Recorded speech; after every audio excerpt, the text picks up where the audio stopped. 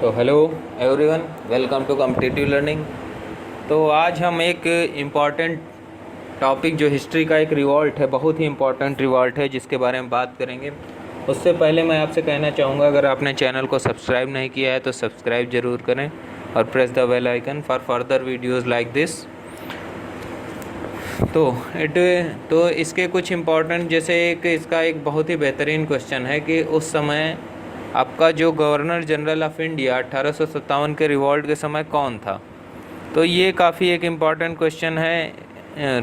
तो ये अक्सर आता है और आपको ऑप्शन में दे रहा हूँ: lord Dalhousie, lord Hastings, lord Canning और लॉर्ड मिंटो।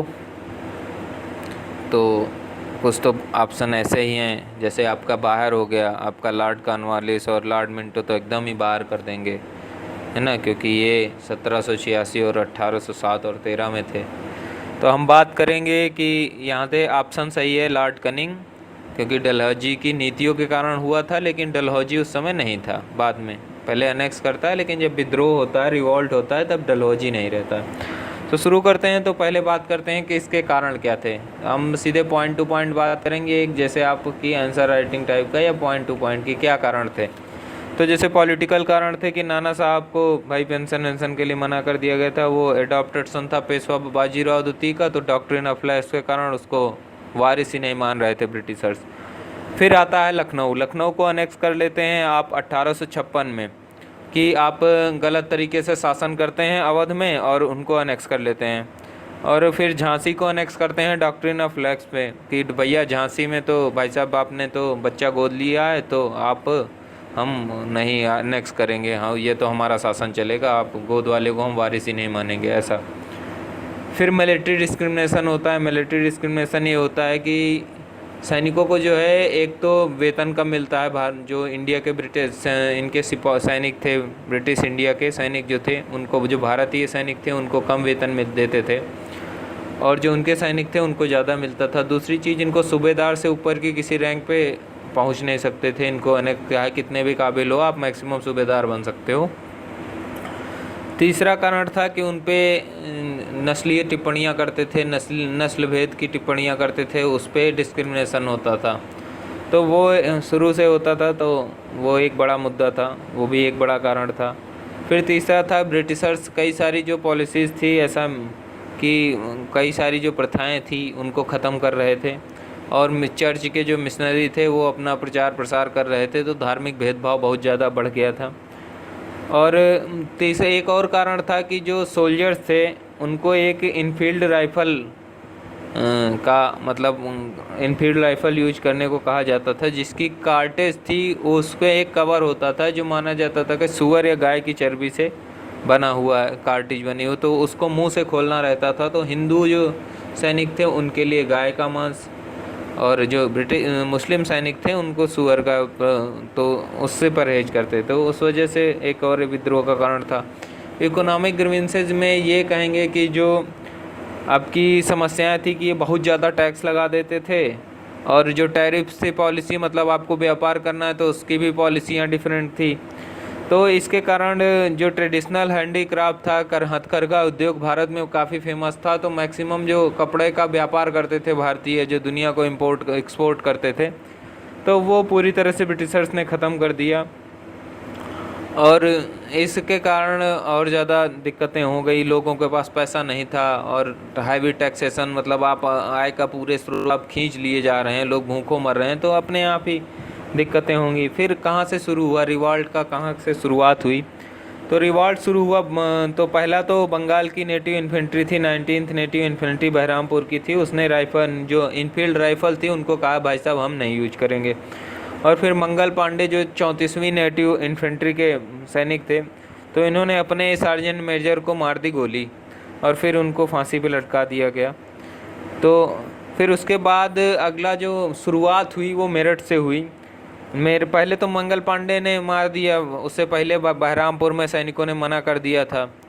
तो ये तो ऐसे ही थे, पहला विद्रोह हुआ, मंगल पांडे ने शूट कर दिया। फिर उसके बाद जो मेरठ में थे उन्होंने इनफील्ड राइफल को यूज, मतलब यूज करने के लिए मना किया और फिर वहाँ रिवॉल्ट कर विद्रोह कर दिया और फिर वहाँ से पूरा जत्था पहुँच गया दिल्ली के लिए मार्च कर देता है 10 मई 1857 में और दिल्ली पहुँच जाते हैं और दिल्ली पहुँचकर बहादुर शाह द्वितीय को शहंशाह घोषित कर देते हैं, हिंदुस्तान का शहंशाह हिंदुस्तान घोषित कर देते हैं।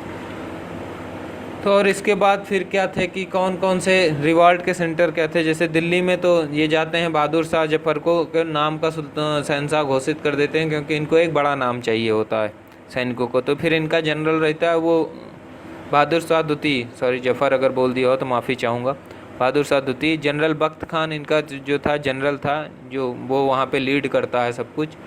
और फिर कानपुर से नाना साहब, जिनका एक और नाम कहीं कहीं लिखा ढोंडू पंथ लिखता है, ये बाजीराव द्वितीय के अडॉप्टेड सन थे। और यहाँ पे कानपुर में तात्या टोपे और अजीमुल्ला खान भी थे इनके साथ में। और फिर झांसी से रानी लक्ष्मीबाई जिनका निकनेम मनु था, उन्होंने राजा गंगाधर राव से शादी की 1842 में और 1853 में एक बेटे को गोद लिया। और इस गोद लेने के कारण जब गंगाधर राव की मृत्यु के बाद ये आपका लॉर्ड डलहौजी जो था, ये डॉक्ट्रिन ऑफ लैप्स की पॉलिसी से अपना सीधा आता है कब्जा मारने, और रानी लक्ष्मीबाई सरेंडर नहीं करती हैं और कालपी में युद्ध होता है और कालपी में उनकी मृत्यु हो जाती है लड़ते हुए। कालपी एक जगह है, झांसी से थोड़ा दूर आएंगे आप, उरई और कालपी बीच के आसपास, उरई के आसपास पड़ती है एक जगह कालपी। तो वहाँ युद्ध करते करते वीरगति को प्राप्त होती हैं। फिर अगली थी लखनऊ में बेगम हजरत महल थी और उनका बेटा था बिरजिस कादिर, जो लखनऊ से रिवॉल्ट को लीड कर रहे थे। और बरेली के थे खान बहादुर खान, फैजाबाद से मौलवी अहमदुल्ला और बिहार के आरा से कुंवर सिंह एक जमींदार थे जगदीशपुर के, और उन्होंने वहाँ से बिहार से लीड किया था। और फिर सब हमने जैसा पहले ही बताया था, पहला ही क्वेश्चन था, इससे कि क्वेश्चन की कंफ्यूज करता है कि जो आपको याद रखना होगा कि जो गवर्नर जनरल रिवॉल्ट के समय गवर्नर जनरल थे वो लॉर्ड कनिंग थे। बाद में जब ये चेंज हुए, रिवॉल्ट को सप्रेस कर लिया जाता है, तो फिर ब्रिटिशर्स गवर्नर जनरल का पद ख़त्म कर देते हैं, फिर वायसराय बन जाता है, ब्रिटिश क्राउन को चली जाती है यहाँ का जो ईस्ट इंडिया जो इंडिया का जो पूरा था वो ब्रिटिश क्राउन को फिर रिपोर्ट का अंडर आ जाता है। पहले ब्रिटिश ईस्ट इंडिया कंपनी के अंडर में रहता है, लेकिन बाद में वो ब्रिटिश 1856 के बाद फिर क्राउन अपने हाथ में ले लेती है पूरा शासन भारत का। तो इसके बाद फिर वायसराय बन जाता है, तो ये फर्स्ट वायसराय ऑफ इंडिया भी था और लास्ट गवर्नर जनरल। तो ये एक इम्पॉर्टेंट क्वेश्चन है। तो इसके बाद आता है आपका जो दिल्ली है, वो देखिए मार्च से शुरू होता है, आपका मई से शुरू होता है और जाके आपका सप्रेस हो जाता है, आपका सितंबर में दिल्ली पे कब्जा कर लेता है जॉन निकोलस जाके। और बहादुर शाह द्वितीय को क्या करता है, रंगून भेज देता है, जहाँ वो 5 साल बाद 1862 में उनकी मृत्यु हो जाती है और उनके बेटे को दिल्ली में गोली मार दी जाती है।